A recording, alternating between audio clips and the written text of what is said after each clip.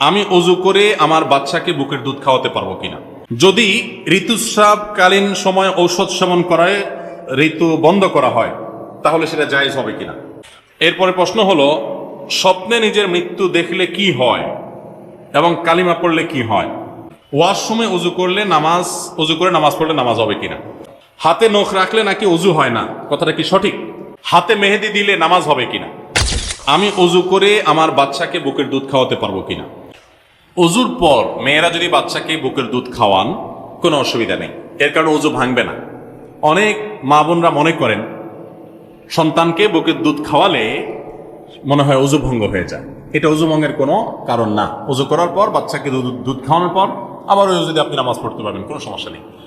অজু ভঙ্গের সাথে সম্পর্ক হলো অজু ভঙ্গ হওয়ার মতো কোনো কারণ পাওয়া গেছে কিনা, শরীর কোথাও নাপাক বের হয়েছে কিনা, ঘুম এসেছে কিনা, সেন্সলেস হয়ে গেছেন কিনা, বেহুশ হয়ে গেছেন কিনা, এরকম বিষয় দেখা দিলে, পেশাব পায়খানা করলে, আপনি বায়ু ত্যাগ করলে, তখন অজু ভাঙবে।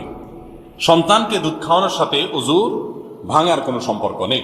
যদি ঋতুস্রাবকালীন সময় ঔষধ সেবন করায় ঋতু বন্ধ করা হয় তাহলে সেটা জায়েজ হবে কিনা।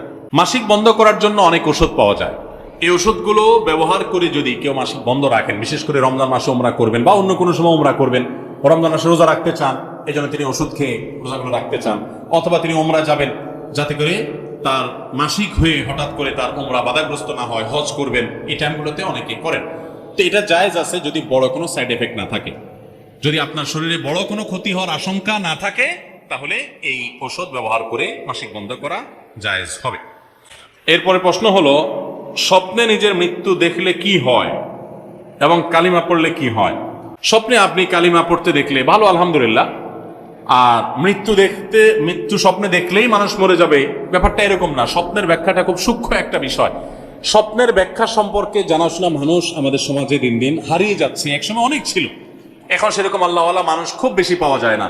তো স্বপ্নের যদি কোনো কিছু দেখার পর আপনার মধ্যে অস্থিরতা কাজ করে, পেরেশানি কাজ করে, কখনো কখনো মানুষ এমন স্বপ্ন দেখে যেটা জাস্ট পেরেশানি কাজ, যে সাইকেল চালা যাচ্ছেন, অস্থির, আপনার গাড়ি ছুটে যাচ্ছে, কোনো একটা পেরেশানি হচ্ছে, উপর থেকে পড়ে যাচ্ছেন, এগুলো নর্মালি শয়তান দেখা মানুষকে পেরেশান করার জন্য। আর যদি কোনো স্বপ্ন আপনার কাছে মনে হয় বেশ ইন্ডিকেটমূলক, বেশ আপনার এটা ইঙ্গিত করছে, ইঙ্গিতবাহী কোনো স্বপ্ন ব্যাখ্যা আছে মনে হয়, বাট আপনার মধ্যে পেরেশানি লাগছে, দেখে আপনার কাছে খারাপ লাগছে, তখন আল্লাহর কাছে পানা চাইবেন। ঘুম ভাঙলে উঠে 2 রাকাত নামাজ পড়ার কথা হাদিসে বলা আছে, প্রতীকী থুতু বাম পাশে থুতু নিক্ষেপ করার কথা বলা আছে, এবং আল্লাহর কাছে পানা চাইবেন যেন স্বপ্নের ক্ষতি থেকে আল্লাহ তাআলা রক্ষা করেন। এর বাইরে বিশেষ কোনো করণীয় নেই। আর মন্দ স্বপ্ন দেখলে সেগুলো মানুষকে বলে বাড়ানো, এটা নিষেধ আছে হাদিসে, বলবেন না যারা তার কাছে।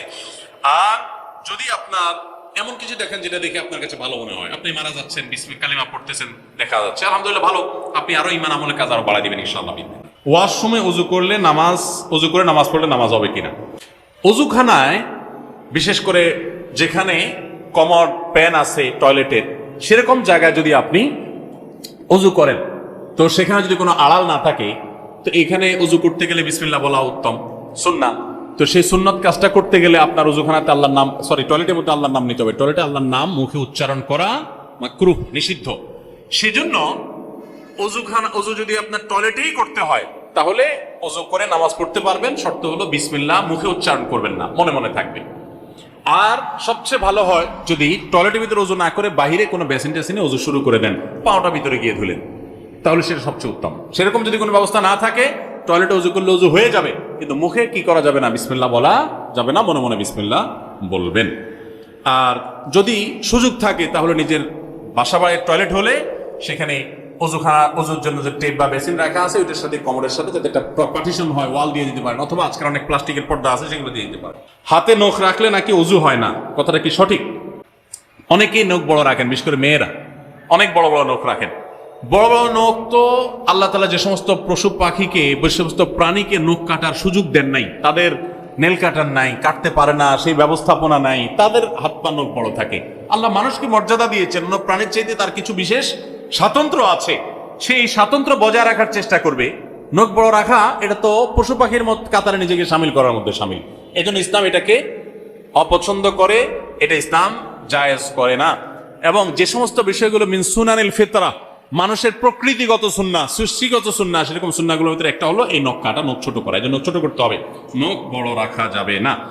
যদি হাতের নখ বড় রাখেন, এত বড় যে ওইটার ভেতরে পানি পৌঁছায় না, এবং আপনার কোনো মতো উজু করে চলে আসেন, তাহলে উজু না হওয়ার, গোসল না হওয়ার আশঙ্কা আছে। কিন্তু নখ বড় রাখলেই যে উজু হয় না, ব্যাপারটা এরকম না। নখ বড় আছে সেটা মাথায় রেখে আপনি পানি যত নখের নিচে একেবারে ভেতর অংশ তো আর পানি যাবে না, যতটুকু নর্মালি যাওয়ার কথা ততটুকু যদি পানি যেন যায়, আপনি সতর্ক থাকেন, তাহলে অজু হয়ে যাবে, গোসলও হয়ে যাবে।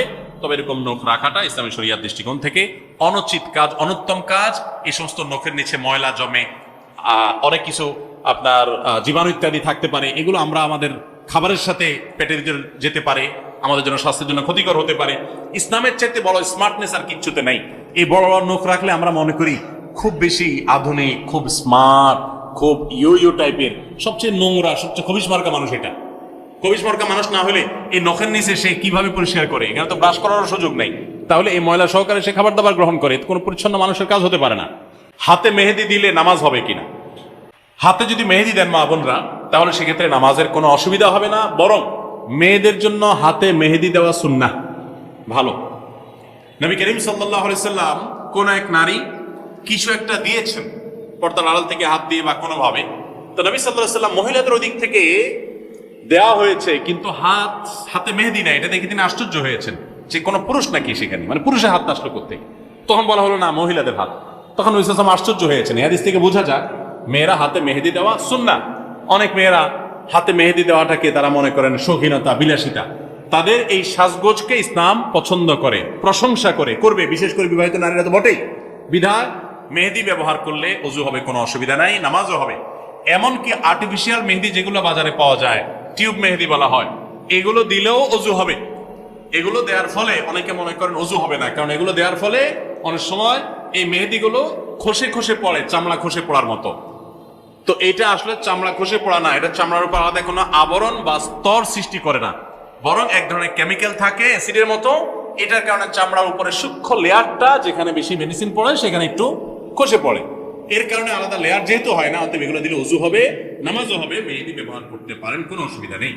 এবং মেহেদি চুলেও ব্যবহার করা যায়, পায়ে চাইলে পায়েও মেহেদি ব্যবহার করা যায়। অনেকে বলে না, যেই মেহেদি দাড়িতে চুলে ব্যবহার করা হয়েছে, নবী সাল্লাল্লাহু আলাইহি সাল্লামের সুন্নাহ যেটি আপনার দাড়ি চুলকে সাদা হয়ে গেলে সেটাকে অন্য কালারে, মেহেদির কালার ইত্যাদিতে পরিবর্তন করার নির্দেশ তিনি করেছেন, তাহলে সেটা কিভাবে আমরা পায়ে দিতে পারি? অনেকে বলেন এটা একেবারে অযৌক্তিক কথা, এবং শরীয়ত কোথাও এটা নিষেধ করে যে পায়ে মেহেদি দেওয়া যাবে না। পায়ে মেহেদি দিতে পারেন। এবং যারা মনে করেন যে দাড়িতে চুলে ব্যবহার করে যে জিনিস, সে জিনিস পায়ে দেওয়া যায় না, তো তেলও তো দাড়িতে চুলে মানুষ ব্যবহার করে, তো তেল পায়ে দেন কিভাবে? তো এটা যেরকম পারেন মেহেদিও একইভাবে দিতে পারবেন। আবার পুরুষরা অনেকে মেহেদি পরেন, ইসলাম শরীয়তের দৃষ্টিকোণ থেকে এটা অনুচিত কাজ, অনুত্তম কাজ, এটা ভালো কাজ না। এটা মেয়েদের জন্য আল্লাহ তাআলা রেখেছেন, তারা সাজগোজ গ্রহণ করবে। দেখেন কিছু জিনিস আছে মেয়েদের জন্য স্পেশাল, এগুলো ছেলেরা টানাটানি করতে যাবে না। ছেলে মানুষ, আপনি মেহেদি হাতে দিতে যাবেন না। আপনার মেয়ে, আপনার স্ত্রী, তাদেরকে মেহেদি হাতে দেওয়াবেন। আমাদের দেশে অনেক ছেলেরা আছে এই কাম করে। এখন কিয়ামত যত নিকটবর্তী হচ্ছে, মেয়েদেরটা ছেলেরা ধারণ করা শুরু করেছে। ছেলেদের জন্য, মেয়েদের জন্য নির্দেশ করা হয়েছে তারা ওড়না পরবে। এখনো আজকাল বাজারে যে সমস্ত পাওয়া যায় মেয়েদের, অনেক জামার সাথে ওড়না পাওয়া যায় না, ওড়না মেয়েরা পরতে চায় না, বরং পাঞ্জাবির সাথে এখন ছেলেদের একটা ওড়না দেওয়া হয়, আছে না নাই? তো এগুলো কিয়ামতের লক্ষণ। শয়তান নারী পুরুষের মধ্যে এ ধরনের অস্থিরতা তৈরি করবে, এটা কিয়ামতের আলামত সমূহের মধ্যে থেকে একটি বিধান। এগুলোর উপর আমাদের সাবধান থাকতে হবে।